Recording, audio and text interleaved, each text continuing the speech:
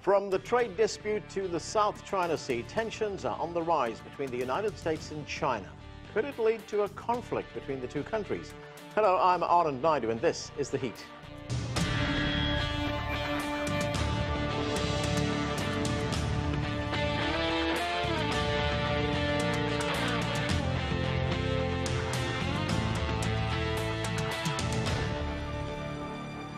It's been 40 years since the United States and China established formal diplomatic ties. During that time, China has transformed itself from an impoverished country to the world's second largest economy. China now plays an increasing role in international affairs and has ambitious plans for the future in technology innovation, space exploration, and renewable energy. But do those ambitions and the rise of China put it on a collision course with the United States? That's the question our next guest explores in his book, Destined for War: Can America and China Escape the Thucydides Trap? Graham Allison joins us now from Boston, where he's the Douglas Dillon Professor of Government at Harvard University. Professor, welcome to the show. Thank you for having me. Well, let's start with the title of your book, Destined for War. It makes it sound like war is inevitable between China and the United States. What is your belief? Do you believe war is inevitable, or can these two countries avoid that? So, Proposition 1, war is not inevitable. Purpose of the book is to try to explain why business as usual or diplomacy as usual would most likely lead to war as usual, as we've seen historically when rising powers threaten or rival ruling powers.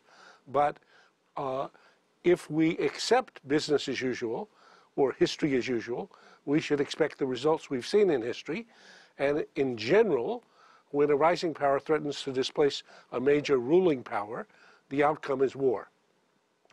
Right, you coined the term to explain this phenomenon known as the Thucydides trap. And as you've just pointed out to us, you've defined it in this way: when a rising power threatens to displace a ruling power, alarm bells should sound, danger ahead. But if we look at China today, it's not adopted any kind of belligerent posture or stance towards the United States. In fact, a central pillar of its foreign policy has always been non-interference in the domestic affairs of other countries. So its power really is defensive, not offensive. Well, I think that's a good observation. I agree. And many Chinese would like to argue we're not really a rising power, and in any case, we're just returning to our natural state of affairs. And we're peacefully inclined, so we don't have any hostile intent with respect to the U.S. But why Thucydides, who first explained this idea as he analyzed the rise of Athens and the impact that had on Sparta 2,500 years ago in classical Greece, what normally happens in this competition is not that one or other of the rising and ruling power decides they would like to have a war. Instead, what happens, this dangerous dynamic leaves both vulnerable to some third party's action or provocation that's otherwise not connected to the principal competition, which then one or the other of them feels obliged to respond to, which then drags the parties into a war neither wanted. And if we want to think of an example of that, in 1914, as you had a rise of Germany, and it was impacting the ruling Britain, the assassination of an archduke, a second-level official, turned out to be the spark that produced the fire that burned down Europe in World War I. Or if you want an example closer to home, not driven by the Thucydidean dynamic, but by the way in which third-party actions can serve as a provocation, ask how in the world did China and the U.S. get into a war in 1950? Mao had no intention to have a war with the U.S. U.S. was Superman and just dropped atomic bombs next door 5 years earlier to end a war with Japan. The U.S. had decided they did not want a war with China, did not want to fight on the Asian mainland. But North Korea attacked South Korea. The U.S. came to the rescue of South Korea. U.S. marched towards the Chinese border. China entered the war. And most of the people who died in the Korean War, most Chinese and most Americans, were killed by each other. So third-party actions in this dangerous dynamic can serve as a trigger to something neither party wants. And do you see a third-party risk in the current relationship between the United States and China? Well, in my book, I have 5 paths to war with possible provocations, of which I would say the 2 most interesting right now are North Korea, which looks like it's in a little bit better place, and Taiwan, which looks like it's in a worse place than it was when I wrote the book. Imagine just what would happen if Taiwan begins to move dramatically towards independence. Xi Jinping has said Taiwan is going to be integrated back into China before you get to the second centennial. Xi Jinping has said repeatedly, never will China admit any part of China to be separated from China. So will China fight about Taiwan's independence? I have no doubt they will. And will the U.S. come to the rescue of Taiwan? It's less clear than it was in 1996, but it could happen. And if we did, could we have a war over that? We could. And would that be crazy? It would. So basically, the purpose of the book is to try to remind us how dangerous this Thucydidean dynamic is for both parties, and why it's so imperative for them to find ways to work together to defuse and to limit the impact of potential third-party actions that could drag them somewhere they don't want to go. Right. Now, your team at Harvard, they did a study where you point out that in the last 16 times an emerging power was seen as a threat to an established power, and you've given us some of those examples. 12 of the times it ended in war, and 4 times it didn't end in war. What is the difference there? Why did some of these disputes end in war and others not? Well, it's a great question, and it's complicated, the answer. So each one of these cases is fascinating in itself, and each one has some significant nuances. So they deserve to be studied and, picked apart. The 2 cases that I think are most interesting of no war for the U.S. and China competition today are, first, the rise of the U.S.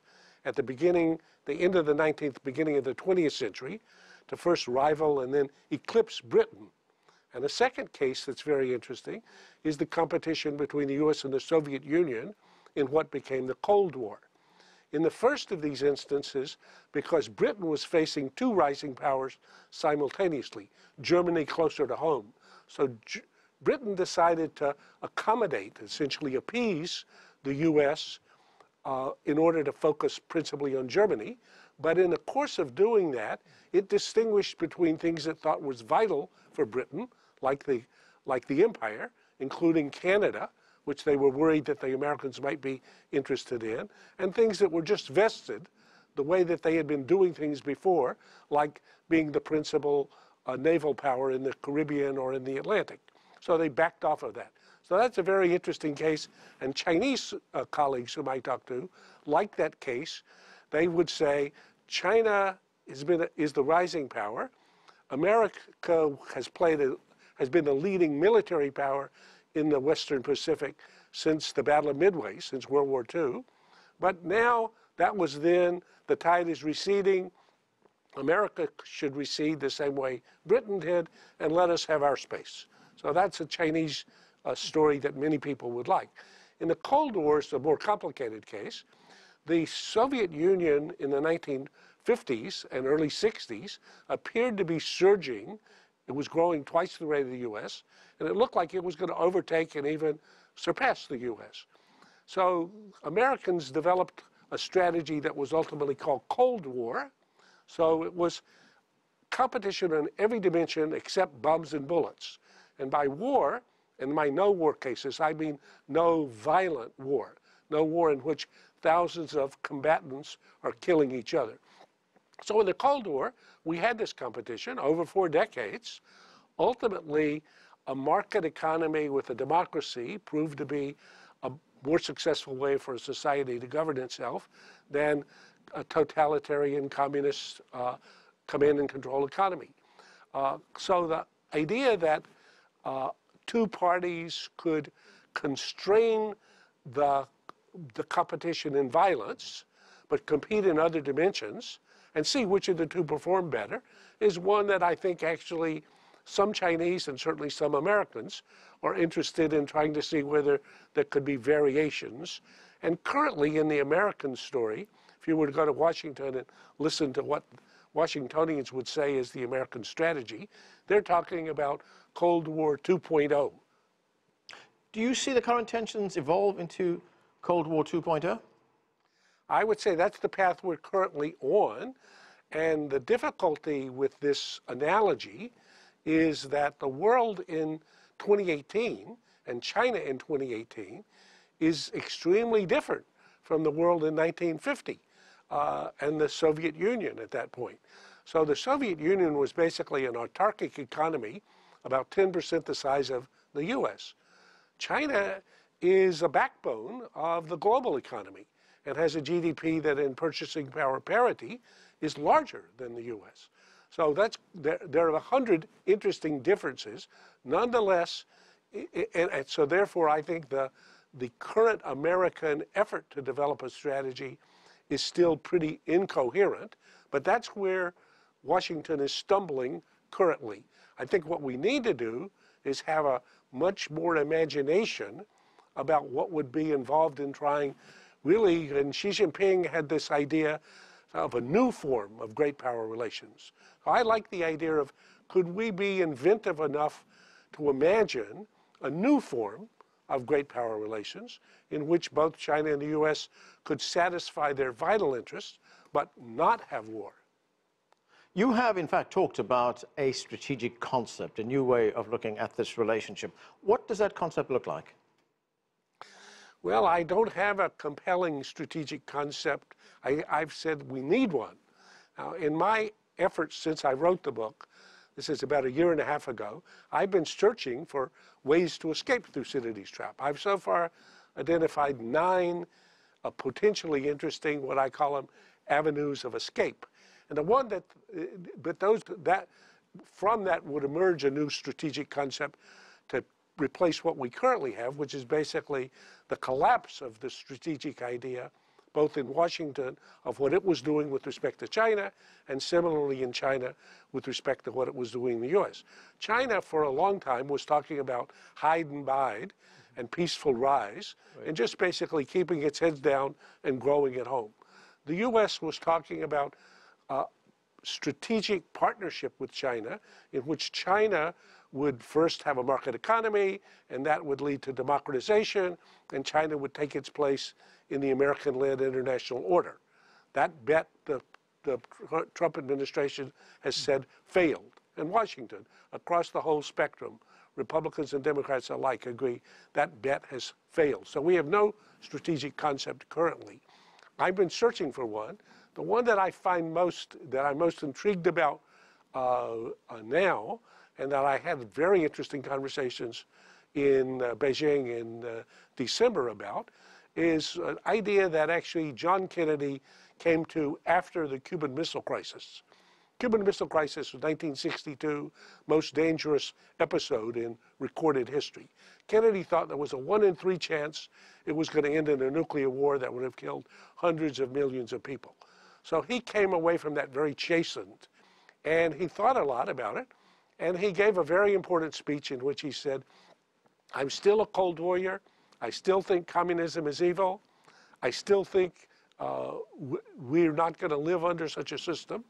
But nonetheless, we need to settle currently, we need to, for the foreseeable future, for what he called a world safe for diversity, communist and non-communist alike.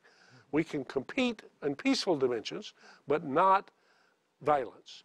That was a little bit like Zhou Enlai's idea of peaceful coexistence, which he had talked about. And then the most interesting thing I heard from Chinese scholars in December was that in the Song dynasty, back 1,000 years ago, more than 1,000 years ago, there was a concept that they called rivalry partners. Rivalry partners. And this was the arrangement that was settled on between the Song and the Qin in a set of arrangements in which they basically competed in many dimensions, but they agreed not to have any violent conflict in the others. And that actually was an arrangement that continued for almost a century. Now, there was an attempt that was made by President Xi Jinping 4 years ago in 2015 when he was on a visit to the United States to redefine this relationship between the United States and China. And he floated this proposal of building a, quote, new model of major country relations that was based on principles of non-conflict, non-confrontation, mutual respect, and win-win cooperation. He presented that proposal to President Barack Obama at that time, but it was never embraced by the United States administration. Why not? Well, I think that I believe that they should have embraced it as a sort of label, and then they should have gone about trying to create the content for it. So Xi Jinping's idea, actually one of the people that works directly for him, said to me, Graham, he said, why do you think Xi Jinping called for a new form of great power relations? It's because we understand the old form ends up following along the Thucydidean path, often leading to a war nobody wants. So we need to invent a new form. So I like that idea. The three elements that he identified seem to me to be an okay as a starting point, but I asked my Chinese interlocutor, well, there needs to be some more content to this. And he said, we haven't filled out this agenda because we didn't think it should just be a Chinese idea. We think this should be a joint idea that evolves. So I believe that's up on the whiteboard still for, more specificity. What would it actually mean, a new form of great power relations? So you would have to say, well, in the South China Sea, this means what with respect to American naval vessels and Chinese military vessels? With respect to Taiwan, this means what? With respect to the trade dispute, this means what? So all that deserves to be filled in, but the general idea I like a lot. I want to give you a contrarian view to what you've been talking about, the risks and dangers that you were talking about, and I'd like to get your response to that. This is from the Chinese scholar Jin-Shu Wang, who says, forget the Thucydides trap. A rising China has no desire to go to war with the United States, and Washington needs to dispel its paranoia. He also says the idea that the U.S. rules the world is a myth that needs to be debunked. So I've heard that view, and I've debated people with respect to it. The first proposition is China simply trying to realize its own aspirations, to be China, to make China great again, to have the great rejuvenation of the Chinese people? Yes, I believe that very much.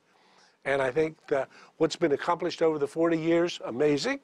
And I can see exactly why, if you look at Xi Jinping's plan between here and 2049, he would aspire for China to grow, to become all that it could be. Why not? That seems normal. In that, does he have an intention of having a war with the U.S.? Absolutely not. The Chinese want a war with the U.S.? No. I've never met a single person in China. I've given several presentations at the PLA Academy. I don't know anybody who thinks a war with the U.S. would be anything other but devastating for China. In the U.S., I go to the Pentagon regularly. Is there a single person who thinks war with China is a good idea? No, not one. Nobody is in favor of a war with China. So from that, should we conclude war is impossible? And the answer is, look at history. No, that's not the conclusion. In 1914, did Britain have any intention of going to war with Germany? No, not at all. Did Germany have an intention to go to war with Britain? No, not at all. What happened is a third party's provocation that nobody wanted, the assassination of an archduke in Sarajevo, led to a reaction by the emperor in Vienna, who happened to be the only ally of the Kaiser in Germany. Therefore, the Austro-Hungarian emperor was going to sort of press down on Serbia. The Russian Empire felt obliged to support the Serbs. The French had a military alliance with the Russians. The British had an entente with the French. So within 5 weeks, an event that was irrelevant, regarded as irrelevant by all the principal actors, had dragged them into a war they didn't want. So if we go back to the U.S.-Chinese relationship, in 1996, I was in the Pentagon as Assistant Secretary of Defense. So Taiwan made a move towards independence. China decided that cannot happen and began to bracket the island with what they call were missile tests in order to intimidate it and to prevent ships coming to Taiwan. The U.S., at the advice of the Pentagon, sent President Clinton 2 carriers up into the area, forced China to back down. The Chinese PLA Navy was humiliated. So China had to back off. From that day to this day, China has worked very hard to prevent that ever happening again. So the set of missiles, the D-21s and the D-26s, that can go from the land on China to hit ships in the South China Sea or in the Taiwan Straits, have pushed the American carriers back. So could we see Taiwan moving towards independence again? Unfortunately, we could. Could we see China forcing it to back down? They would try. Could we see the American? So you can see how that could happen, even though Xi Jinping and Trump both were clear they didn't want a war. Right. They could be dragged somewhere where they had not intended, but which they couldn't figure a way to get out of. But now, on China's military capabilities, Professor Allison, you write in your book, you say, no longer does the United States have uncontested control of the sea and air along the 1,000-mile wide corridor of ocean bordering China. With an arsenal of million-dollar missiles, it can attack and sink multi-billion-dollar carriers. So, in that sense, has the strategic balance in that part of the world changed? Yes.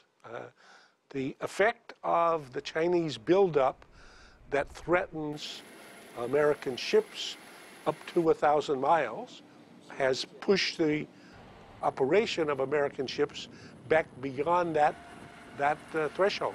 So carriers currently operate outside of that realm, because if they were inside the realm, they would be vulnerable.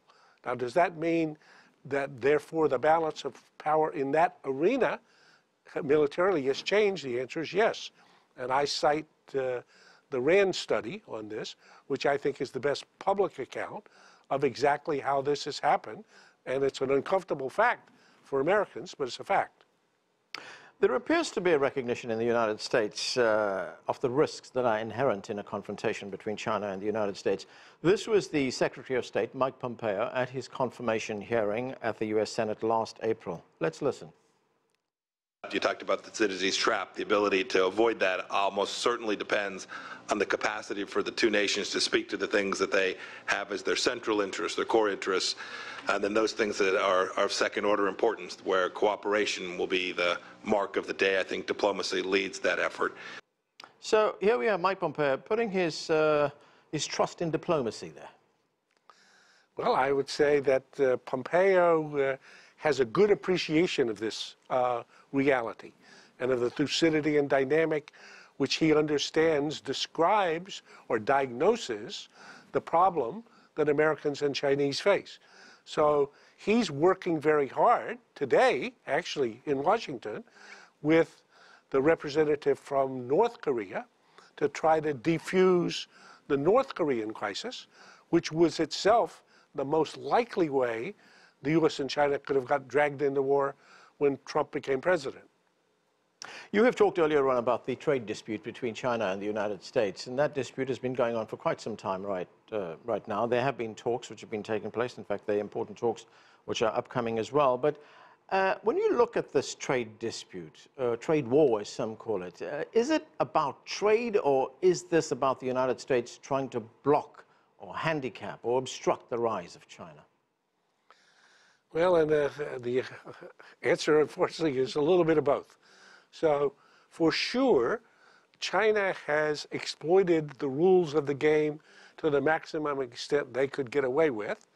And the Trump administration, and not just the Trump administration, the whole American political class now, and the business community, have decided China is big enough now that it's no longer going to be allowed to get away with such violations. So there's clearly a long list of ways in which China has behaved contrary to the current best practice in trade and domestic economic development. And on the other hand, the idea that the Chinese economy is becoming bigger than the American economy, and that it is indeed bigger. China is the #1 economy in the world if you measure it by the yardstick that both the IMF and the CIA think is the single best yardstick for comparing national economies. That's purchasing power parity. So go to the IMF website or to the CIA website, and you can see the numbers. China's about 21 trillion now, and the US is about 19.5. So the idea for Americans, even for especially people like me, I come from North Carolina, that another economy could be bigger than the US, that's extremely uncomfortable. Americans believe we deserve to be #1. That's who we have been. So that's China, simply by achieving China's peaceful objectives for itself, if it succeeds, will inevitably be encroaching on prerogatives and positions that Americans have taken for granted belong to us. So if Chinese are only 1/4 as productive as Americans, the Chinese economy will be equal to the US. And Chinese are very talented, and they work very hard. So let's imagine they were just half as productive as Americans. Well, the Chinese economy will be twice as big as the US. I mean, just do the arithmetic. So this is a relentless fact that if and as China succeeds, it's going to be encroaching on positions and prerogatives that Americans believe are ours. And therefore, as Thucydides explained to us, this makes for a very dangerous relationship in which whatever the Americans do will look to Chinese like they're trying to hold them back and hold them down. And whatever Chinese do will appear to some Americans like efforts to try to encroach on our positions and prerogatives. So that's the psychology that would allow something as crazy as an event in North Korea or something, even an accident in the South China Sea or something in Taiwan to become the trigger that produced a set of reactions that ended in a war that nobody wanted. So I think what we need to do is be very realistic about the dangers and risks, and therefore be vigilant about trying to find ways to limit the potential for such unexpected or unanticipated or unintended actions producing these effects. Professor Graham Allison, thanks for joining us, sir. And that is it for this edition of The Heat. But the conversation continues online. Join us on CGTN America's Facebook page to comment on this or any other show, or chat with us on Twitter at CGTN America. I'm Anand Naidu in Washington, D.C. Thanks for being here.